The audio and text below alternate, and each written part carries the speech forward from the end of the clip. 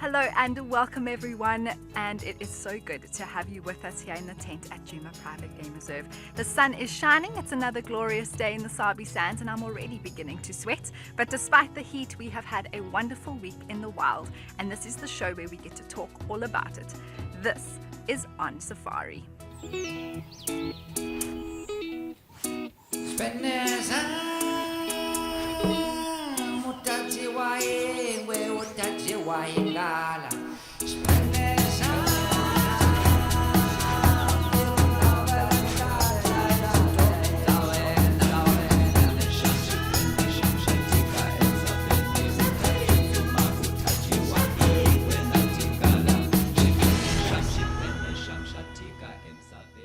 Once again, a very warm welcome and hello to all of you joining us. Now, joining me in the tent today is the incredibly experienced and ever knowledgeable Maxine Gaines. Max, thank you so much for being here. It's wonderful to have you. You're making me blush, Amy. It's lovely to be here.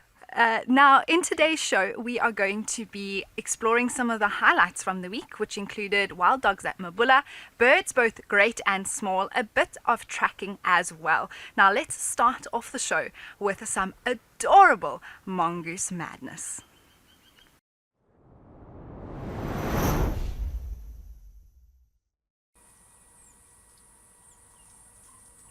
Oh my goodness! Was that a baby it was carrying? Oh my word, did you guys see that? I can almost swear that I saw it carrying a little baby into the hole. Oh my word, I think it was a baby. There's another one coming. Yes, it's going to come into the hole now, guys. Just watch. I wondered why they were so upset. Look, it's carrying a little baby. Oh my word, I've never seen this before in my life. Oh, that is so precious. Oh man. Oh look, the baby's there. The baby's there. It hasn't taken it into the hole. It's the one behind. I was sitting here wondering why they seemed a little bit more upset than normal. And I think it's because inadvertently I must have separated some of the troop with the babies from the... Oh, look at the tiny one. Oh my goodness. Oh, hello, little one. When the mom carried it, or the dad, I'm not sure which, it was curled up in a little ball. But that is the cutest little mongoose I have ever seen in my life. Oh no. Oh, look at it. It's so cute. That's obviously where they are tucking in for the night. But I've never seen a mongoose carrying it. Look, it carried it back into the hole. It keeps putting it in the hole and the babies keep coming out. That's a baby we're looking at there now. I'm sure one of the adults is going to pick it up and put it back in the hole.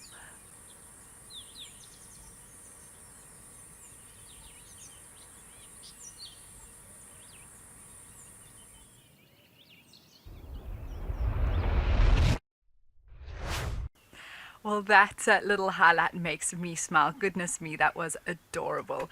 Max, this was your sighting. You were there. How does the breeding in a mongoose troop or business work? It's actually quite interesting. It's fairly similar to hyenas in that the female is dominant. There's an alpha female, but then there's also an alpha male. And generally only the two of them breed. Okay. But sometimes some of the subordinate ones might breed. In that case, the alpha female sometimes kills the babies. But what that does is those subordinate females then have milk and they can then help with raising her babies. I see. So there's about 1 to 4 babies in the troop at any one time. And do they all help raise the little ones? Yes, it's a very cooperative little structure. Can be anything from about 8 to 30 members in a mongoose troop, and everyone has a role to play. Everyone helps with the babies, everyone helps with guarding, with alarm calling, with being lookouts. So it's an incredibly cooperative little unit. That's incredible. And the chance of survival for that little one? It's actually quite good because they have such a cooperative structure. There's lots of people looking out for them. People, not people. Well, they are little people, aren't they? But lots of little individuals looking out for them. Well, from one adorableness to another in a nest.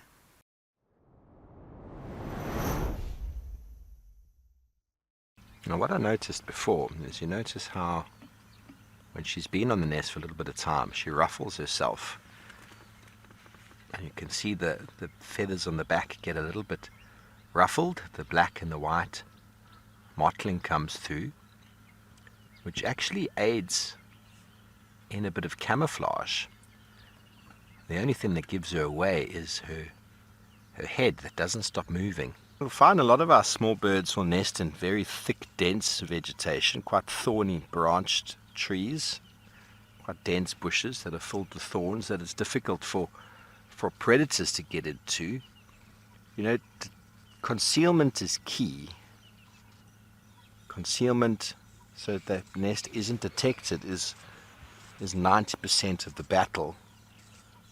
Camouflage, everybody, is the oldest form of defense. Yeah, she's back again.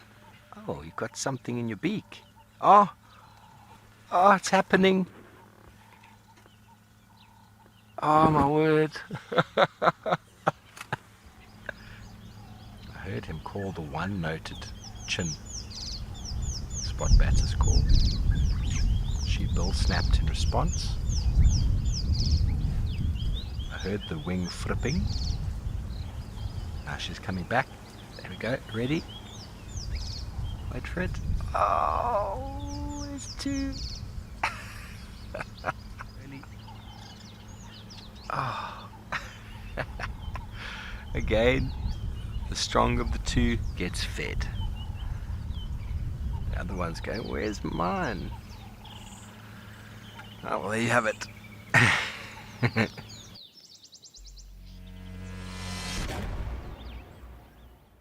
Well, wasn't this just a phenomenal sighting? I'm yet to visit this batter's nest. I know, Max, you have done so.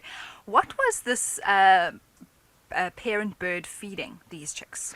Well, yesterday I saw her bring a spider. That's the only item of food that she delivered yesterday. But I think Steve has seen her bring caterpillars, which is a common thing for little nestlings to be fed because they're nice and soft and juicy. So they bring lots of moisture, and they also haven't got all those hard body parts that could hurt a chick trying to swallow. Yes, that makes sense. Yes. And in terms of bringing food to that nest, we saw it was the female bird. Does the male have any parental role? So both Steve and I have noticed that the male often brings the food, and then the female zips off to go and fetch it from him. So he is actually playing quite an important role. So she's on the nest, she hears him call, she zips off, goes and fetches the food. She either eats it herself because she needs to be fed, or she brings it to the chicks. So it's very cute to see that that is teamwork makes the to dream work. actually notice that the male is in fact helping. Very involved. And she's just the one that's bringing it Yes. to the little ones. How have they managed to make that nest so camouflaged? Because it is a work of art. It's unbelievable. Well, that's exactly it. Is a work of art. It's got lichen, it's got little bits of bark covering it, and if you just look at it without the bird there, it looks exactly like it's part of the trunk, just like a little swollen piece of the trunk. It's unbelievably It is camouflaged. unbelievable. And how long until those little ones are no longer in need of the nest? So they're only in that nest for 17 days. And when Steve and I compared our photographs yesterday of how much they've grown just in one day, little feathers starting to sprout, so they grow super quickly. But then the mother and father take care of them for another probably 8 to 14 weeks. So Okay. Would they still be in the nest in that time? No, so they'll leave the nest after 17 days and be round about that area, just learning how to fly and all the rest. And then they slowly start venturing further and further away from the nest with the parents. Okay, interesting. And chances of survival? Gosh. When we left the nest yesterday, there were 2 hornbills, and I was getting cold shivers. So the chances of survival are slim to moderate, I suppose. There's so Yes. many things out there that could take them. Absolutely. And I mean, we were just talking about it with the mongooses, but little things now at this time of year, especially, it is also prey for It's the prey. other animals out here that Exactly. also need to survive. Also need to survive. Yeah, we're quite attached to these little guys, but yeah, their chances of survival are Yeah. touch and Slim, go. like you said, to Yeah, moderate. slim to moderate, I think. Now, tortoise pan is one of our most confiding male leopards, and it's been a little bit tricky to see him as of late, but Max, you managed to have a sighting with him this week. Do you know why he's called tortoise pan?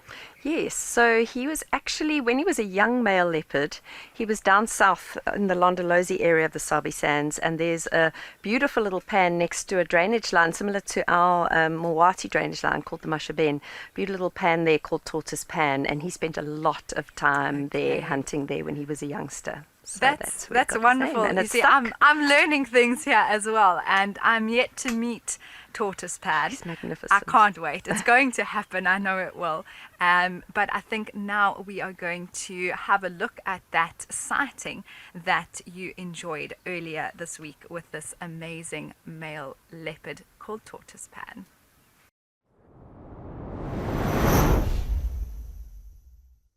What a magnificent male leopard he is. Oh my goodness me. He looks nice and full now. But yeah, if he carries on going in that direction, it's going to be a little bit tricky to stay with him.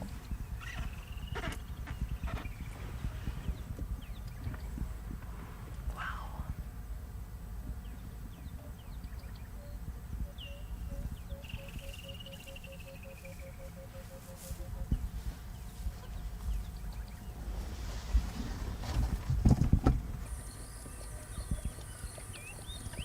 Thirsty, thirsty boy.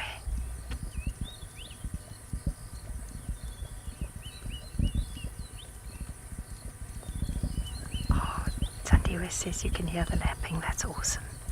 I'm going to keep quiet. Sabeni utatsutsuma utajiwa iwe na tingala.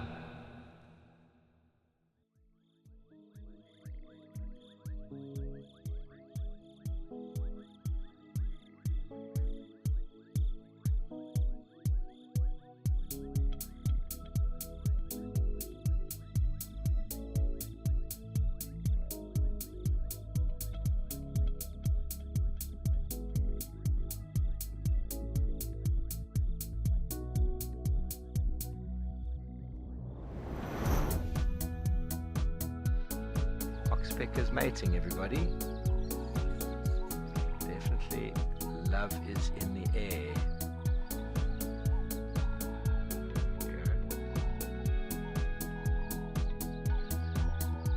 Little bit cloak touching in the early dawn.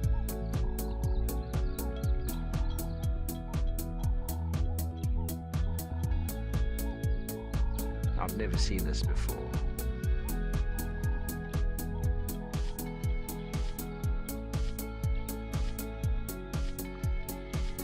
Shy. Oh, did we just do that on camera? Yes, you did. She obviously loves it when he does that.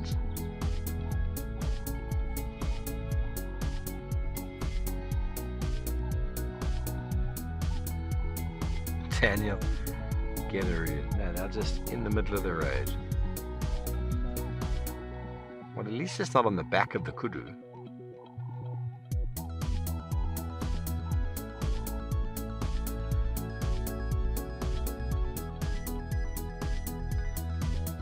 Now they pretend they don't know each other.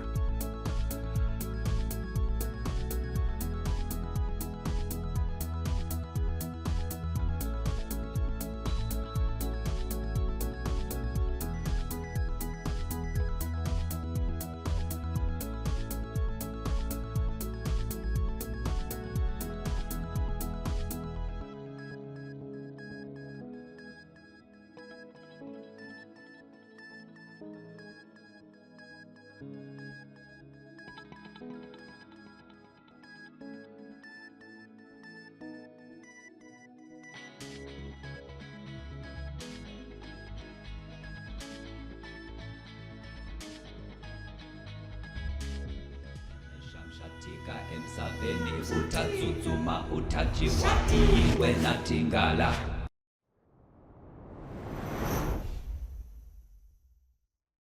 Yeah, so you can see there's some evidence of the rain that we had, and these dogs taking advantage of some nice little rainwater. Important to keep hydrated with all the movement and metabolic heat and metabolic activity that they do like to do. Ryan, the ear twitches. I don't think specific twitches, although never say never. I think the twitches is more irritation from flies and things, a little bit like the way the zebra's skin tends to vibrate. But the positioning of the ears certainly plays a role in social communication. So ears forward is normally a sign of aggression. In a submissive pose, the ears will be folded back and low, the same way that the tail is very important for visual communication. So the twitches that we see, I think, is more just general insect irritation, as opposed to signalling one another. But they are constantly flicking and moving.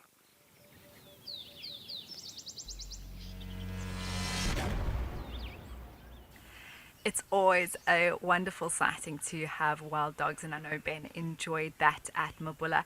And interesting to note the body position, the posture, the ear twitching, and how important the body communication or physical communication of these wild dogs is with each other, from their ears to the posture of their bodies.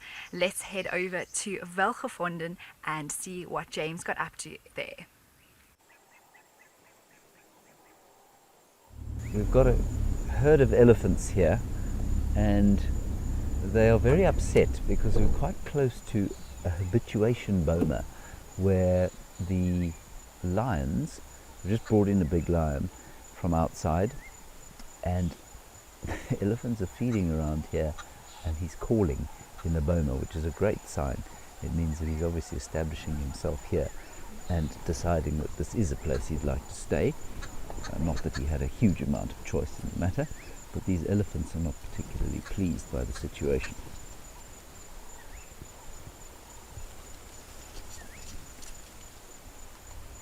Glorious Saturday morning here at Welgevonden. Once again, so special to be here, courtesy of Sadiba, Makweti and Nungubane.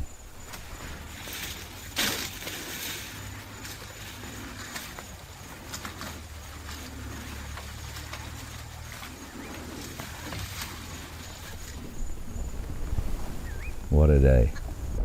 There is dust hanging in this quite thick sort of forest, and that dust is caused by the elephants running through here. It's a lovely red colour, gorgeous smell as well. So we're just going to very carefully thread our way through this forest into the clearings here, because I think the elephants are going to pop out there. There they are. They're all not very happy. So we'll approach with caution.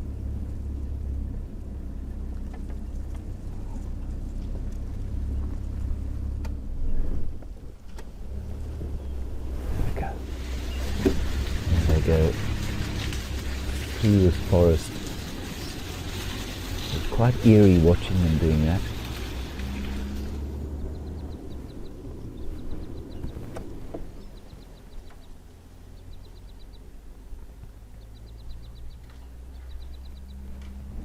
So I think the consternation is caused by the fact that they're so close to this lion who's in the habituation boma not far from here, and he keeps calling. And there is another male lion that's been hanging around, the male that they're trying to bond to the one in the boma, and so perhaps his scent is all over this woodland. This is very cool. We've got this bull. I would difficult to say his age. I'd say he's probably around 25, and he is definitely having an interaction with us. He's been twisting his trunk to try and smell us. He's just been waiting, not feeding, just looking at us, and now he's coming towards us with his ears out, I don't think he wants to try and murder us. Well, I hope he doesn't. He's now actually too close for me to get a shot. It's so cool.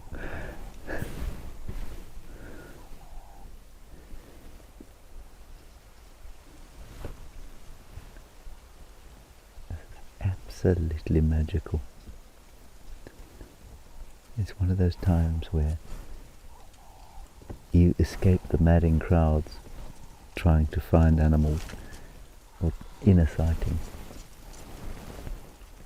and you come out into another area where you don't think there is something, and then you have an experience like this.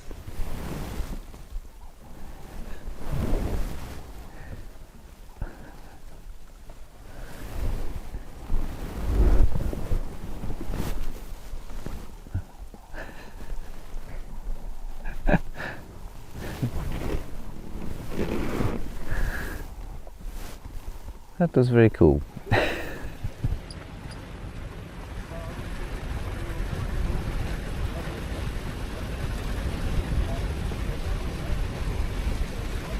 is the most gorgeous little warthog sighting we're having here. 3 youngsters, all sub-adults, and they're obviously a little nervous. It's only just after 5 o'clock in the afternoon, tea time basically. And they've all 3 now gone down into this little burrow. This is the last one. How on earth they find space down there, I'm not sure. It is Saturday afternoon, so perhaps they are enjoying some Saturday afternoon sport on the television. The Olympics started yesterday, so maybe that's what they're going to do down there. It's rather sweet though. And you read in textbooks all the time that they go backwards into their holes, and here you can see them doing just that. And the reason they do that is so that if something comes to threaten them, they can charge out and bash that thing in the kisser, and also obviously not be dragged out butt first. Nobody wants that.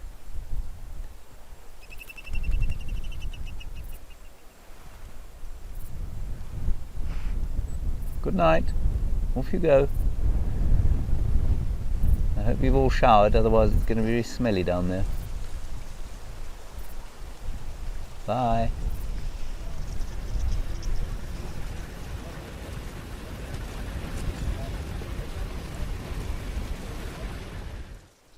There, for our final sighting of the day, is an oxpecker that seems to be wanting to live inside the waxy warmth of the rhino's ear. Good night, Mr. Oxpecker. Sleep tight. It's been another wonderful day here at Velgevonden. We've had a magical time this afternoon with some warthogs, a fairly scary time with some elephants this morning, and now we're going to close off our day with rhino in the sunset.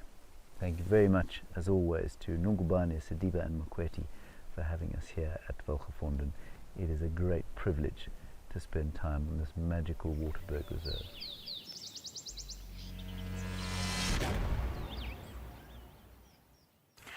Well, Velgevonden does look like an incredibly beautiful reserve. I'm yet to visit it, but those landscapes and vistas are remarkable. And I know that James seemed to have a wonderful time there and had elephants, warthogs, and even oxpeckers that are resident of a rhino's ear. We're going to take a short break now, but we'll see you soon. Emhlabeni utatsutsuma utajiwa iwe natingala.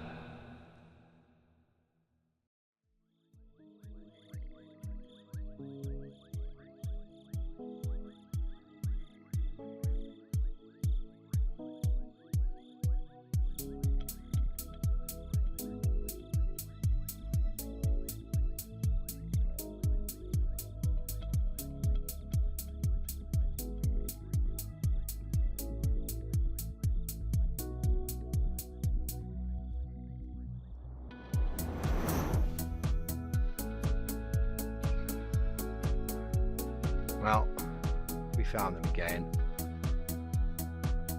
found them again.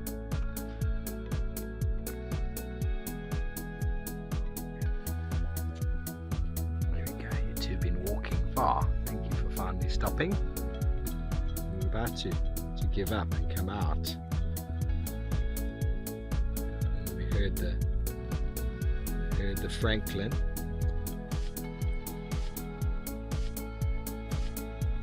Really be magic moments with these two gorgeous ones. Look how big your feet are.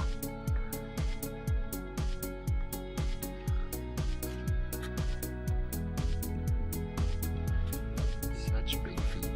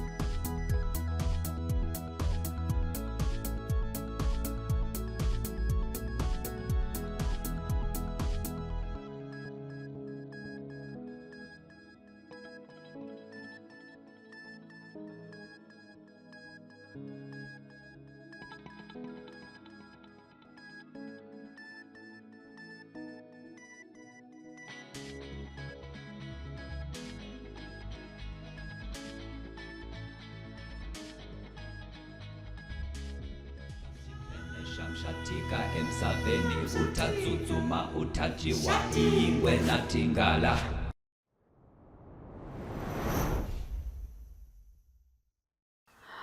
Ryan, so different antelope have different tactics for avoiding predators. So the ones that are found, the bigger antelope, firstly because they are more visible, it's less easy for them to hide, like this little chap.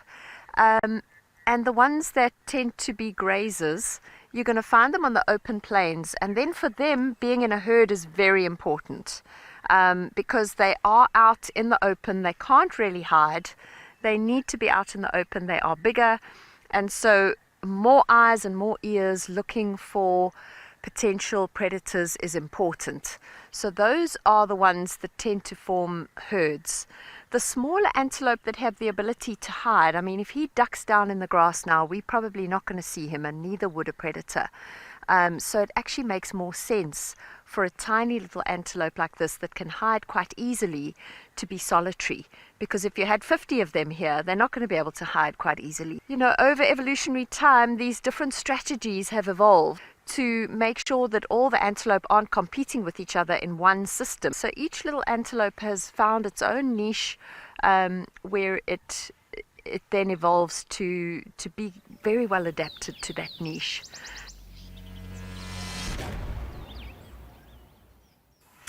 So this is a fascinating question. Thank you to Ryan for asking it.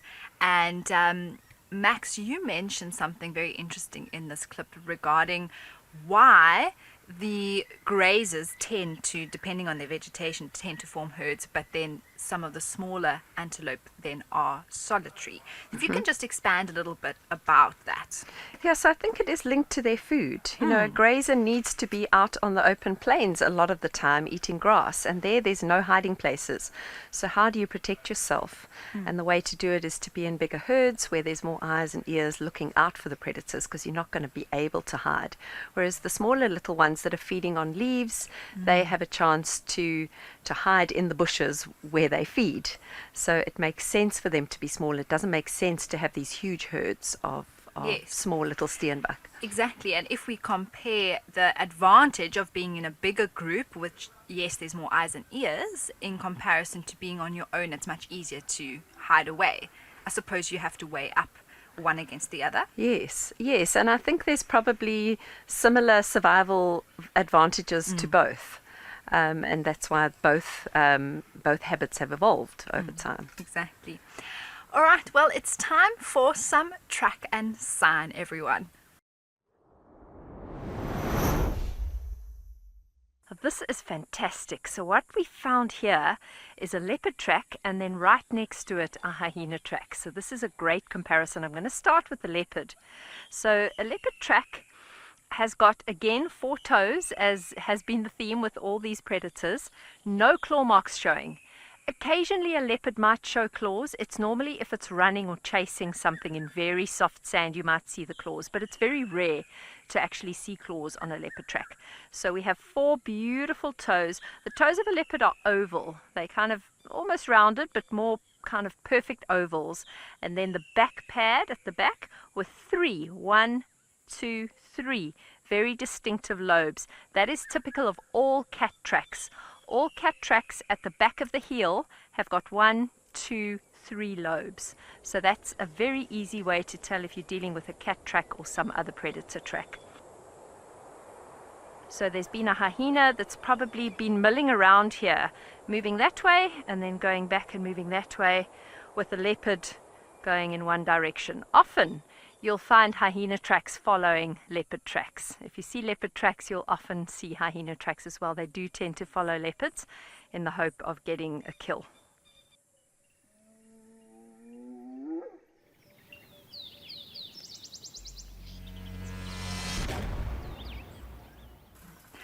Well, I always love a bit of a track and sign. Max, thank you so much for sharing that with us.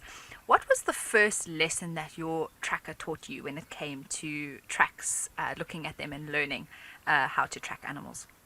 I think probably the most important lesson he taught me, and I've heard other guides mention this before, and it's not necessarily to do with identifying the tracks but following them, because that is the hardest part of tracking, was to look ahead. Okay. And not focus on what's down at your feet, but actually to look ahead, because then you get an idea of where the animal went. Well, let's look ahead now to some hyenas on the move.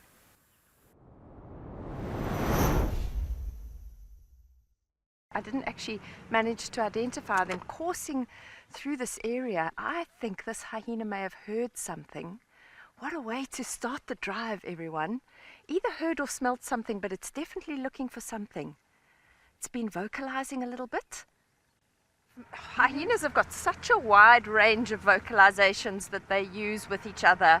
But if they're trying to find a member of the clan that's a long distance away, then they use that whooping call, that typical whooping call that you hear that travels far. So we've got 2 now, 2 hyenas. Please, any viewers that are good at identifying them, let me know. I don't have my I'm following them, so I don't have my little identikit out, so I'd love some help. Look, tails up. They are very excited.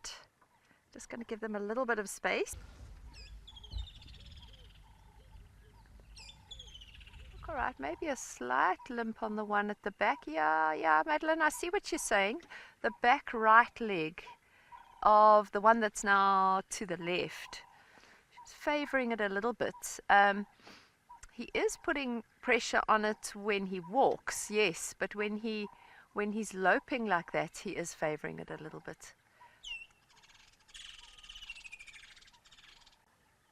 Oh, maybe they're going to have a little bath. Have you been busy last night? Is this your relaxed time now? How cool is this? This is just beautiful. Oh, look at that. He put his whole head in. Eyes under the water, nose, mouth.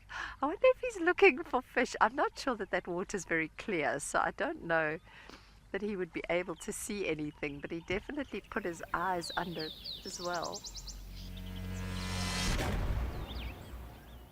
Well, that was really exciting. I know from experience to see hyenas moving like that is always sort of what's happening, what's going on, and then them ending up at the water is fantastic as well. Max, how much of this behavior is playful and how much is it sort of instinctual excitement that they're using almost also to communicate with each other? I think it's a bit of both. I think I'm a firm believer that animals have emotions, and just like us, they play, they have fear, they have anger, they have all those emotions. And so, I mean, you see it with elephants playing in the water for ages. There's no survival need to do that. And with hyenas, you also see it quite a lot, playing with each other as adults. I really believe that there is an element of play in it. Yes, and it's interesting as well that you mentioned the adults. We usually associate play with younger animals. Yes. So in adults, is it fairly common? It's less common, and I think it's because the pressure of survival is so much more on those adults. And so, we as humans don't have that constant survival pressure. We have more leeway to engage in play.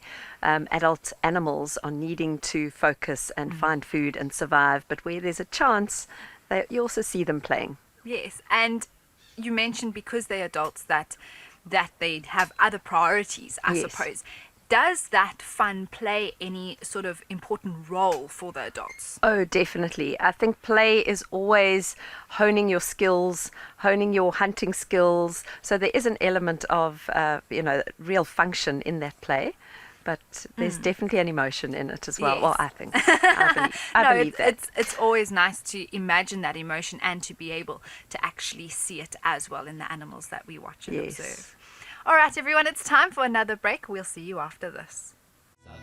utatsutsuma utajiwa ingwe natingala.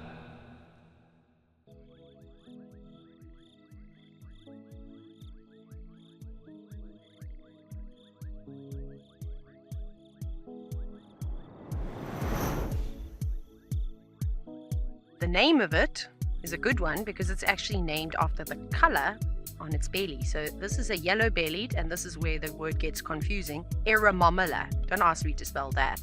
But anyways, it might be a new one for some of you. It's not a bird that we get to see very often, nor do they ever sit still. Seeing the nests of them at all, but they must be tiny, tiny little cup nests.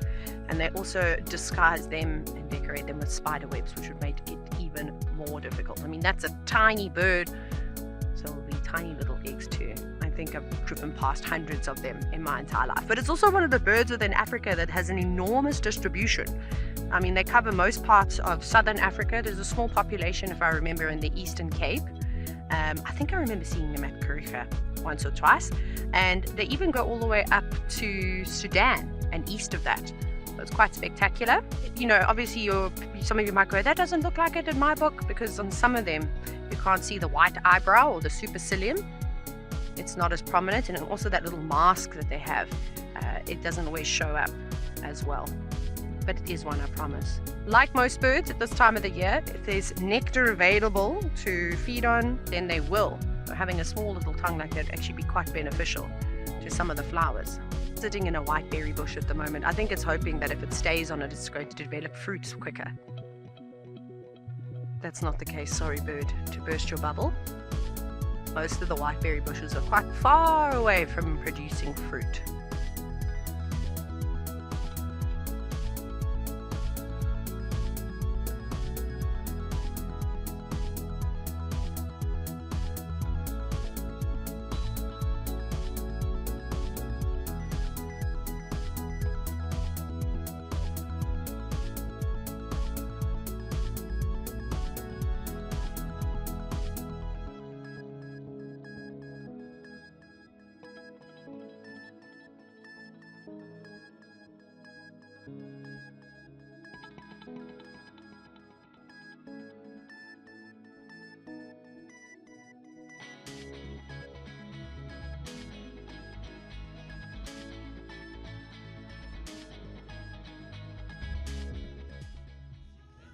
Shatika emsaveni utatsutsuma utajiwa ingwe natingala. Hi, I'm Steve, and these are Wild Earth Bird Tales, and today we're delving into the white-browed scrub robin. They've got a rufous rump, as well as the upper tail coverts are also rufous, and the chest is very well streaked with white wing markings. They often have a cocked tail when you see them. Possibly could be confused with a bearded scrub robin, although the bearded scrub robin doesn't have a streaked chest, and they have quite nice beard markings around sort of the lower beard area, I suppose. They are an insect eater for the most part. They'll feed on termites and ants, and they've got a very sort of varied whistling call. Very loud, melodious, whistled phrases that are often given off from vantage points, and it'll go on and on and on and on, and then change its tune And when in doubt, a bird call that you're hearing with 3 or 4 syllables, very likely that of the white-browed scrub robin. Their nest is a deep cup, normally at the base of a tree in the long grass. They are not considered threatened in any way and are sometimes parasitized by the dedrix as well as the red-chested cuckoo. Okay, well, I'm off to go and find some birds. We'll see you next time.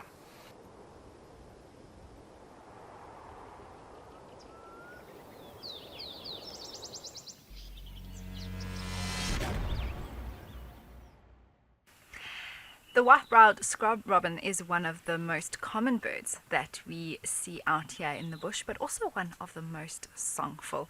Let's move on now to another bird that's just a little bit greater.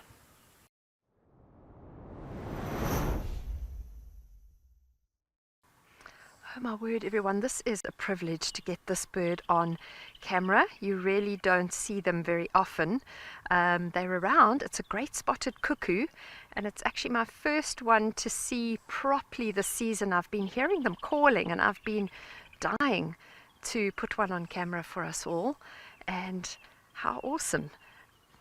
Now, he's looking in this, he's sitting in a red bush willow tree, and he's seems to be staring into the leaves. Cuckoos love to eat caterpillars, and a lot of the young caterpillars are very green, so he might be just, staring into the tree to see if he can find some food. So cuckoo is a bit of a he's got a caterpillar. Oh my word, that's exactly why they have the small curve at the end of their beak. So they are predatory birds, but their prey is insects mainly, and obviously being predators, they need a bit of a sharp beak to kill their prey. And he just, wow, I didn't even have time to see what kind of a caterpillar that was. Well, this is definitely not a bird that we see every day. Max, what was it like to see that great spotted cuckoo? Oh, so special, because we hear them a lot, but we don't see them. They're very shy, very confiding birds, so very special. And they are, like all cuckoos, migratory as well. Where are they coming from or going to? Mostly North Africa. They head up north and slightly further north than that, but the predominant population goes to North Africa. And also being a cuckoo, they are brood parasites. What bird do they usually parasitize? Crows, house crows and pied crows, which we don't see a lot in the Sabi Sands. So starlings would be another one that they brood parasitize. And occasionally miners as well. Mm-hmm. Okay, interesting. And in terms of diet, caterpillars mostly, or is their diet quite varied? Yeah, so we saw it catch quite a big caterpillar, but they also catch lizards and other insects. They're not going to be too choosy, but certainly caterpillars and lizards would be the okay. Well, from a bird that performs no parental duty to another animal that does so very well. Let's have a look.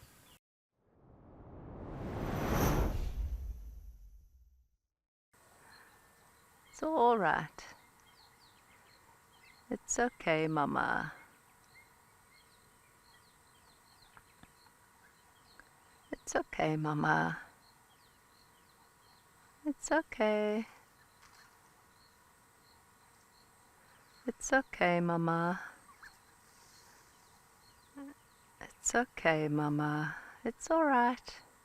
Sorry, guys, I'm just talking to the elephant. The herd are a little bit unrelaxed, so this big cow came and had a good look at us. It's okay. It's okay, Mama. It's okay, big boy or little boy. Okay. No, it's all right. We're not going to come closer to you. You go about your business. Go about your business. There we go. There we go. It's okay. Jared says that he remembers this female being a little bit unrelaxed with Cedric. I'm wondering if it's not the same herd we had yesterday that were also not particularly relaxed. I think they do pick up on our energy. You can see the young male here is putting his trunk over his tusk and being a little bit cheeky. I might have to discipline him a bit. Hey. Okay, off you go now. Off you go. Sorry, boy. You're just a little bit cheeky for my liking there. Off you go. It's okay. We're just going to sit here. You go about your business. I'm not going to crash into the bush after you. There we go. So I'm going to give them lots of space because they definitely aren't particularly relaxed with us. Now, I probably wouldn't have bashed on the bonnet at the female if she had been the one coming close like that. I would have more than likely just started up and reversed a little. But with the young bulls, that often works. Just, when they're getting really cheeky. I only like to do it at the last minute when you can see that they're being quite cheeky.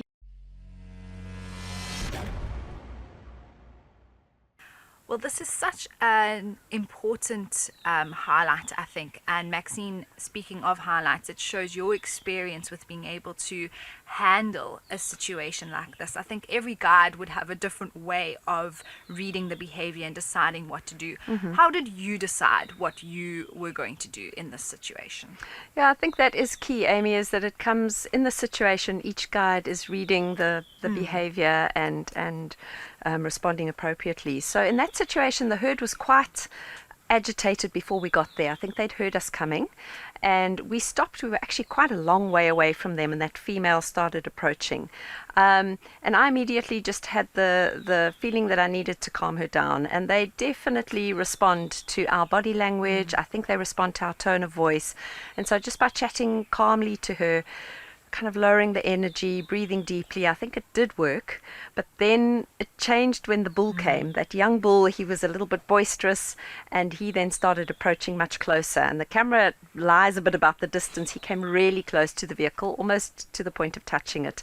And then I just felt a little tap on the bonnet, a sharp, different sound, just to try and get him to move off, and it worked in that situation. Yeah, I mean, immediately they backed off.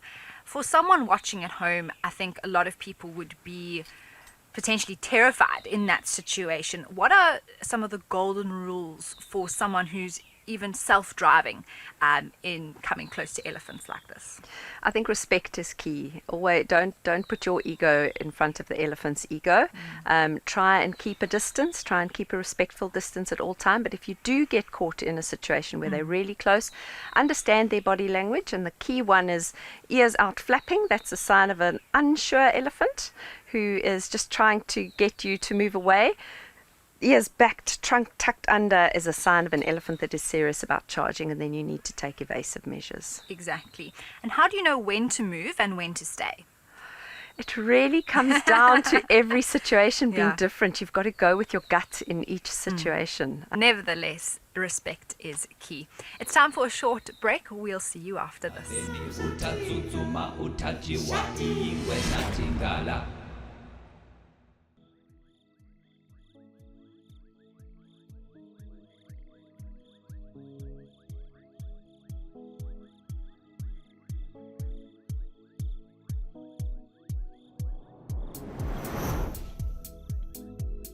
Hello everyone, look what we found! Our first impala lamb on Juma. I think so, yes. I don't think it's been seen. I'm gonna pull forward. Look at that! Yay! As we left the car hut, I was like, oh, there's an impala baby. The first one has dropped on Juma. Now they're just gonna be everywhere. You can see the one mom has had a baby, the second one hasn't yet. Hopefully we'll get another view. But they are so cute, their little faces. Oh my goodness. There we go.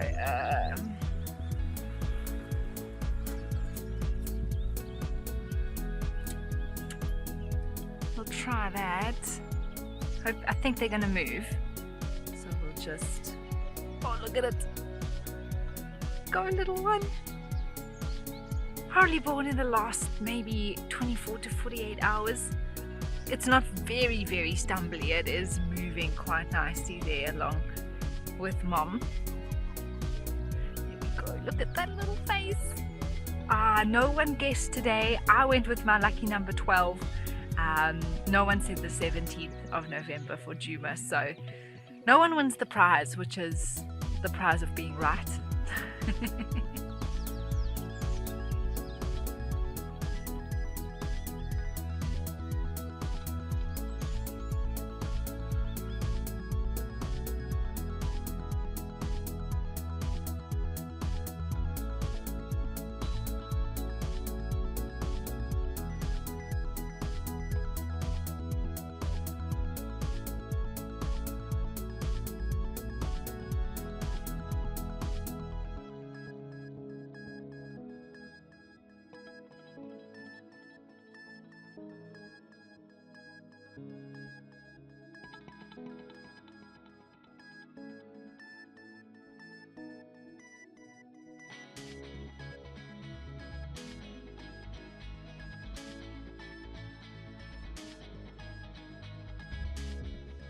Shamshatika emsaveni utatsutsuma utajiwa iwe natingala.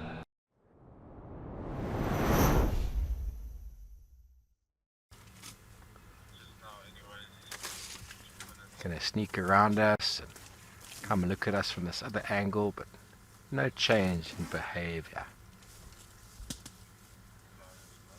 Well,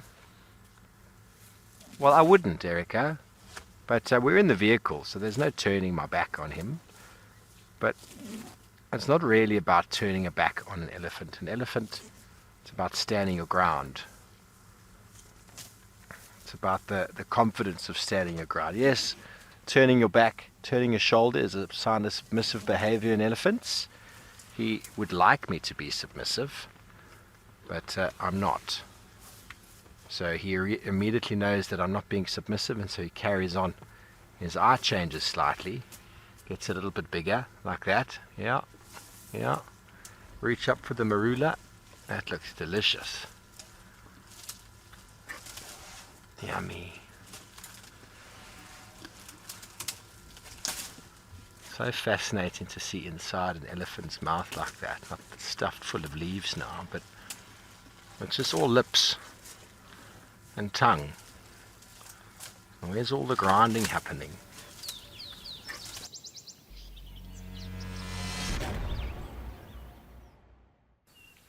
Well, another interesting elephant sighting with Steve, and I actually want to begin by answering his question. So Steve ends that clip by asking, all mouth and tongue, but where is the grinding happening, Max? So if you can just expand on that and answer that question for us. Okay, yeah, so the grinding actually happens right at the back of the mouth, so we wouldn't have been able to see that on the camera. But there are lozenge-shaped teeth on both sides, upper and lower jaws, and they're about that big, and they have a grinding surface, so the whole surface is just quite rough, and that's where they grind their food. They have 6 sets of those teeth throughout their lives. As the new one erupts at the back and kind of pushes forward, and the old one, as it's ground down because it works hard, it starts to crumble, and then that new one takes its place in the front. Okay, interesting to actually know. It's almost like a conveyor belt. Yeah, exactly. That is in their mouth. Steve also speaks about standing your ground in this clip. When does one do that? And then when does one decide, okay, maybe this is not the best idea? It's a difficult question to answer because there's no black and white. Each situation is so different, each encounter, and it really is up to the experience of the guide, and that guide needs to have a lot of experience with elephants and to have a gut feel in each situation.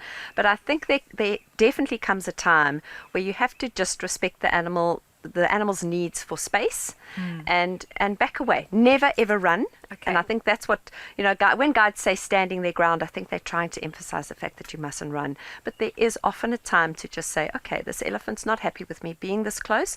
I'm going to back away slowly, and I'm going to let it show that I'm not threatening it. Exactly. And I think you did mention this earlier, but just to highlight that to respect the animal above one's personal ego is so important. Very important. I think some sometimes, I mean, do you think in the bush, in situations where guides and their guests are a little bit too loud or boisterous or something like that could provoke an elephant? Yes, and I think it's definitely important that each guide emphasizes the respect for the bush to his guests. And in sightings, we need to talk quietly. It is exciting, but we actually need to always remember the animal that's there. Absolutely. And it is so important that whether it's us out in the vehicle or whether it's guests or even you yourself that are out on a game drive, to always respect the animals.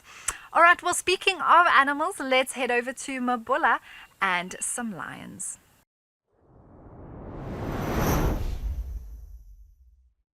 One solitary umbrella thorn providing a little bit of shade, with a pride of lions feasting on a zebra. What an absolutely wonderful way to start the afternoon. We've got one of the cubs feasting there. Doesn't seem to be much left of this zebra, but amidst this mass of felines are 2 adult females and 7, I think we'd probably have to call them sub-adult cubs now. Ooh, some very fat lions by the looks of it. Trying to find a choice spot while his sister feeds behind him. Oh, bless you. And there's some impalas at the far end of this open plain who I think, oh, Big Yawn, clocked one of the sub-adults who was wandering around, and so they've been alarm calling, and I think that's what's attracted the male's interest. You can see that the cubs have also manipulated the carcass a little bit. Sorry if anybody is a little bit sensitive, but you can clearly see the rib cage now and the head of the zebra off to the left, but these 2 cubs are still very much enjoying the last bits of meat that they can find around the neck and the shoulder area there. Somebody very aptly called this a food coma, and I think that is a very good way to describe it. It is a group food coma, a GFC. Well, it's always lovely to see some lions, and this was an interesting sighting in that, of course, we had lions feeding on a zebra, which was awesome, but a dynamic at play here, Max, which maybe you can explain a little bit more to us, is the subadult lions that were feeding on the carcass, but yet the sort of big dominant male was very relaxed, letting them do their thing far off to the side. And I think it's because he's probably already eaten. I'm sure he had the lions full right at the beginning. That's typical of lions, and now he was full, and so he didn't then mind his youngsters having a share of the... Exactly, because normally what we see is very aggressive behavior, even if he is the father of the cubs. Yes, aggressive with the cubs, can be aggressive with the females, but in this case I think he had a very full belly and he didn't mind. Yes, and he's going to, and all of them probably, take a moment to rest in the shade, relax, digest. Heavy panting, a lot of red meat that needs to get through the system, and perhaps after that go for a drink. Yeah, I would imagine. It was a hot day. So depending how far the water was from them, and knowing that property, there should be water relatively close by, especially with the recent rains that Mabula had. He was wearing a collar. Can you speak to us a little bit about that? Yeah, often when a lion has been taken and placed in a reserve, like what happens at Mabula, they will collar them for a short while. So they'll do a soft release. He'll be in a boma, then he'll go out. But then they need to monitor. They need to know he's not trying to get back to where he came from, that he's not trying to escape under the fences. And often those collars are built with an inbuilt drop-off mechanism. So it rusts after a certain time. They have different metals to know how long it's going to rust, and then that can drop off. And so that it's not risky to then have to dart him again and try to take the collar off, which comes with lots of risk. Very clever, actually. Well, everyone, I can't believe it, but it has come to the end of the show, and that's all we have time for today. It was wonderful to share it with you all. Max, thank you for joining me. Absolute pleasure. I loved it. It's been wonderful. And I look forward to hopefully doing it again in the near future. To everyone at home, thank you for tuning in and joining us on today's show. We will see you again next time on Safari.